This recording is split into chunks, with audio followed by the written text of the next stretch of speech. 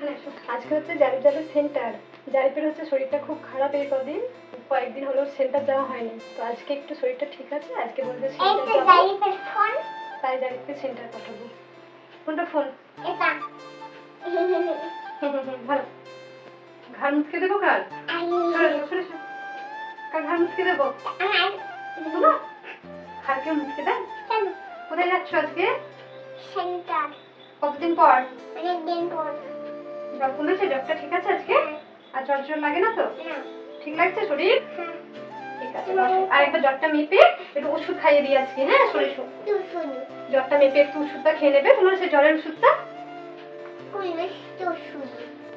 একটু মেপে নিই, মেপে ওষুধটা খাইয়ে দেবো, ঠিক আছে? ক মিনিট রাখতে হয় জ্বর মাপতে গেলে? 2 মিনিট। বাবা সাবধানে তো, 1.5 মিনিট লাগলেই হয়ে যাবে। হ্যাঁ, তো দেখি এবার কত। বাবা চলো, আজকে বেশি জ্বর নেই, 100 জ্বর আছে, 100। কিন্তু গাটা গরম আছে, জ্বরটা হয়তো আসবে, তাই তো? তোমার ফোনে কে ফোন করে? সীমন্ত। হ্যালো সুমনদা, বলুন কি? আচ্ছা ঠিক আছে। ও সুমনদা, তোমাকে কতক্ষণ ফোন করছিলাম, তোমার সব ফোন করছিলাম সুমনদা, তুমি ধরো না। আর বিকালবেলা কি খাইছো? আর তুমি সকালবেলা আমাকে বলে না। হ্যাঁ যাবে, যাচ্ছি, দাঁড়াও। হ্যালো সুমনদা, কি বলো? জ্বরের ওষুধ, জ্বরের ওষুধ খাবো, জ্বরের খাবে তো? এটা নয়, এটা জ্বরের। শোনো শোনো, আমি কি বলছি, এই জ্বরের ওষুধটা তোমার চেঞ্জ করে আনা হয়েছে তো?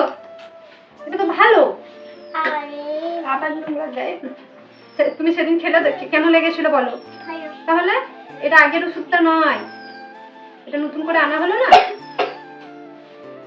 এই ওষুধটা টেস্টি। ওষুধ এমনিতেই খেতে খারাপ হয়, ওষুধ কি টেস্ট হয় বলো? তবু এই ওষুধটা ভালো খেতে। চলো তোলো, এটা ঢাকনাটা তোলো, তোলো তোলো, রেখে দিই, তোলো। না হা করো।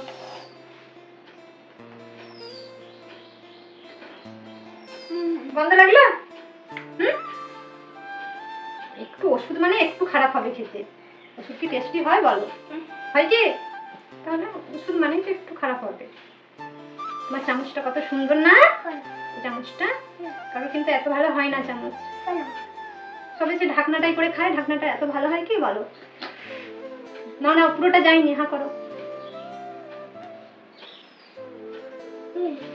নাও নাও নাও, ভালো করে নাও পুরোটা। জল খেয়ে নাও। চলো সেন্টার থেকে আজকে ঘুরে এসো, হ্যাঁ? খাবে না? ঠিক আছে। চশমা? চশমাটা কোথায় রাখলাম বলো তো?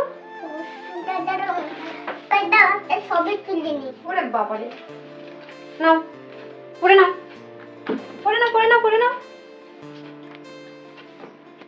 আন্টিদের টাটা করে দাও। দেখে আমি একটু ছবি তুলি, দাঁড়াও। এই যে দেখো, এটা এখানে যেহেতু আমরা থাকিনি, তাই ও মানে এটাই ব্যাগ নিয়ে যাচ্ছে, এখানে তো আর ব্যাগ কেনা নেই, তো সেই জন্য এটা নিয়ে এখন পাঠাই ওকে। এই দুটো বই, স্লেট আর পেন্সিল, ও তো আর পড়বে না, ওই একবার যাবে আর কি। তো জারিফ তো চলে গেছে, এবার আমি বাড়ির যে সমস্ত টুকিটাকি কাজ আছে চলো সেগুলো করে নিই। তো চলো একটু সেদ্ধ ভাত করবো, তার জন্য কিন্তু আমি এখানে চালটা মেপে নিচ্ছি।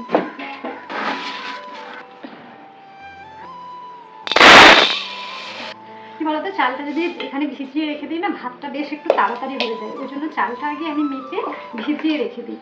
যদি দেখো 1-1.5 ঘন্টার মতো ভেজানো থাকে, তাহলে না ভাতটা হতে বেশি দেরি হয় না, যেহেতু এই চালগুলো দেখবে অনেকক্ষণ ফোটে, তো সেই জন্য কিন্তু বেশ অনেক দেরি হয়ে যায় ভাত হতে। আর এখন গ্যাসের যা ক্রাইসিস, তো যতটুকু গ্যাস বাঁচানো যায় ততটুকুই ভালো, সেই জন্য আমি এখানে চালটা কিন্তু ভিজিয়ে রেখে দিচ্ছি। ওই 1 ঘন্টা পর ভাতটা বসিয়ে দেবো। আসলে জারিফ এখন কিছুই খেতে পাচ্ছে না, যদি একটু সেদ্ধ গলা করে ভাত করে দিই না, সেটা খায়। এই ভাতটা চালটা ভিজিয়ে রাখার পরে আমাদের ভাত রান্না করে ওই ভাত একটু অল্প কিছুটা প্রেসার কুকারে তুলে দেবো, তুলে যদি সিটি দিয়ে একদম গলা ফ্যান ভাত করে দিই, ও সেটা কিন্তু খেয়ে নেয়। চলো এরপর কিছু কাঁচাকুচি আছে, এগুলো কেচে নিই, মানে আগে ভিজিয়ে রেখে দিই। ভাতটা তো এদিকে, চালটা তো ভিজিয়ে দিলাম, এরপর এগুলো ভিজিয়ে রেখে দিই, একটু পর করে কেচে নেব। কারণ সঙ্গে সঙ্গে ভিজিয়ে কাচলে তো আর হবে না, সেটা দেখবে খুব একটা ভালো পরিষ্কার হয় না। কিছুটা না ভিজিয়ে রাখলে না মানে মনের দিক থেকে বলতে পারো স্যাটিসফাই হয়নি, সেই জন্য কিছুক্ষণ ভিজিয়ে রেখে দিই, তাহলে বেশ কাচতে খুব সুবিধা হয় আর কি, তাড়াতাড়ি হয়ে যায়। এটার মধ্যে সার্ফ আছে, সার্ফের জায়গাটা নিয়ে নিলাম। চলো কলতলাতে ভিজাবো। গ্রামের দিকে দেখবে এই সুবিধাগুলো পাওয়া যায়। আমরা শহরে হলে কি করি বলতো, বাথরুমের মধ্যে অল্প জায়গার মধ্যে কাচতে কিন্তু খুব অসুবিধা হয়, আর গ্রামে হলে বেশ খোলামেলা জায়গায় এত বড় কলতলায় কাচতে কিন্তু বেশ সুবিধা হয়। দেখো এটা সার্ফের জায়গা, আমাদের চামচ মাছ সার্ফে একদিক থেকে ভালো সুবিধা হয় আর কি কাচতে। এমনিতে কি বলতো, আন্দাজে যদি ঢালি অনেক সময় দেখবে অনেকটা করে পড়ে যায়, আর এটা হলে না আমাদের বেশ একটা আন্দাজ হয়ে গেছে, খুব সুবিধা মতো কিন্তু আমরা আমাদের সুবিধা মতো কেটে নিতে পারি।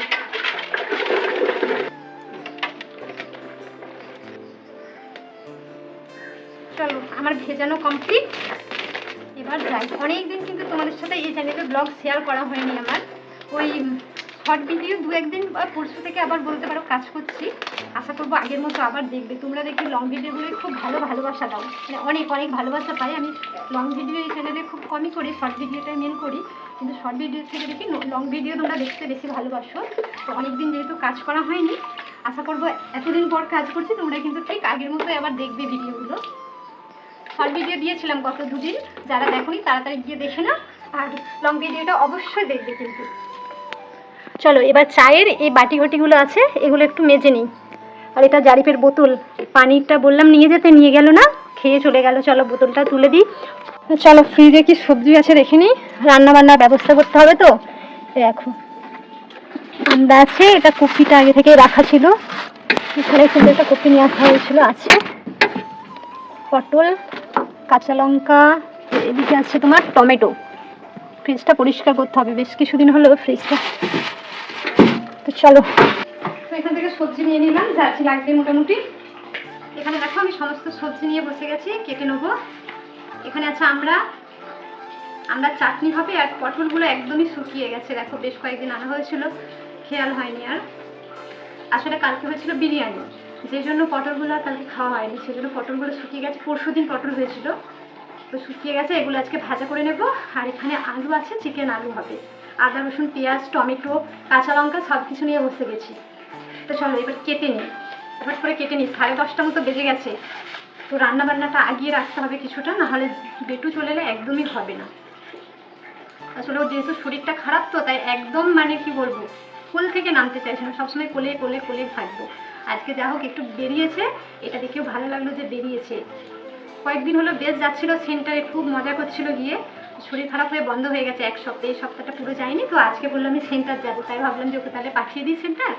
তো ততক্ষণে আমি ওর খাবারটা বানিয়ে রাখি আর একটু রান্নার কাজটা আগিয়ে রাখি। এবার কাটাকুটি যদি থাকে না, রান্না করতে কিন্তু বেশি সময় লাগে না, কাটাকুটি করতে বেশ অনেকটা সময় কেটে যায়। তো চলো তাহলে আগে সবজিটা আমি কাটাকুটি করে নিই, কারণ ক্যামেরা চালিয়ে ক্যামেরার অ্যাঙ্গেল ঠিক করতে করতে এইভাবে যদি কাজ করি না, দেখবে অনেকটা সময় বেশি লেগে যায়।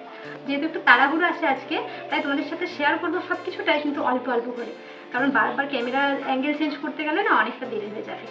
তো দেখো এখানে কিন্তু আমি ভাত বসিয়ে দিয়েছি, আর এখানে ডালটা বসিয়ে দেবো। ডালটা কিন্তু ধুয়ে নিয়েছি, ধোয়া হয়ে গেছে। এই ডালটা একটু হলুদ দিয়ে সেদ্ধ করতে বসাবো, তারপরে দেবো ফোড়ন, কারণ ফোড়ন না দিলে আমাদের কেউ ডাল খাবে না।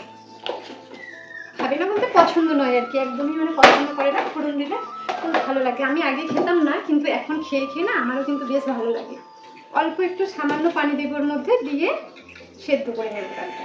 ডালটাও কিছুক্ষণ ভিজিয়ে রেখেছিলাম, তাই একটা সিটি হলে কিন্তু হয়ে যাবে। আর অল্প এই যে 2-1 পিস টমেটো দিয়ে দেবো। টমেটোটা দিলে কি বলো তো, বেশ স্বাদটা কিন্তু ভালো হয়, অল্প একটু টমেটো দিয়ে নিলাম।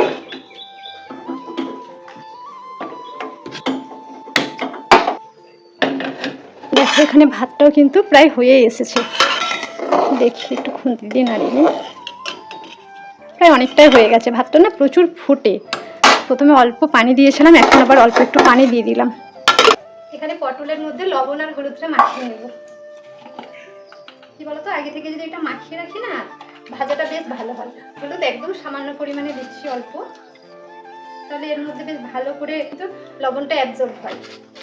পটল ভাজা বা বেগুন ভাজা এই টাইপের জিনিসগুলো যখন আমরা করি না, তখন দেখবে কেমন নুনটা যদি আমরা মানে যখন ভাজবো সঙ্গে সঙ্গে মাখানো হয় তাহলে কিন্তু খুব একটা ভালো লাগে না। নুনটা দেখবো উপরে যেমন দানা দানা মানে বেঁধে থাকে।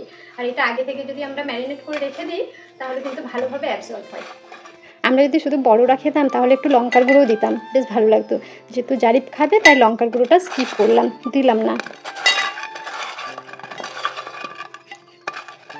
তাহলে এখানে কিন্তু এবার আদা রসুনটা পেস্ট করে নেব। একবারে অনেকটাই করে রেখে দিচ্ছি, কারণ মিক্সিতে দেখবে অল্প অল্প করে না হতে চায় না, ওই জন্য বেশ অনেকটা যদি একবারে করে নেওয়া হয় ভালোভাবে হয়ও, আর কাজেরও কিন্তু আমাদের অনেক সুবিধা হয়। পরের দিনে কি বলতো আবার এই কাজটা ঝামেলাটা থাকে না, তবে এটাতেও কিন্তু বেশ অনেকটাই সময় লেগে যায়। তো এটাও যদি আমাদের আগানো থাকে না অনেকটা সুবিধা হয়।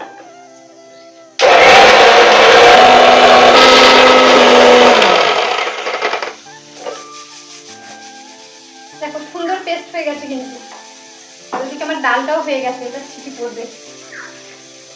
এগুলো দেখো খুব শর্ট টাইমে হয়ে যায়। প্রেসার কুকারে যদি রান্না হয়, মিক্সিতে আমরা যদি মানে বাটনাটা বেটে নিই, খুব শর্ট টাইমের মধ্যে কিন্তু হয়ে যায়। মানে সুন্দরভাবে রেডি হয়ে গেল।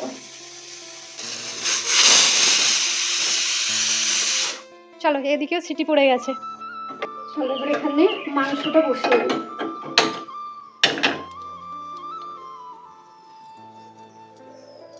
এবার এখানে পেঁয়াজ দিয়ে দিলাম, একটু বেশি করেই পেঁয়াজ দেবো, যেহেতু একটু ভাজা ভাজা মতো করবো তাই পেঁয়াজটা একটু বেশিই দিলাম।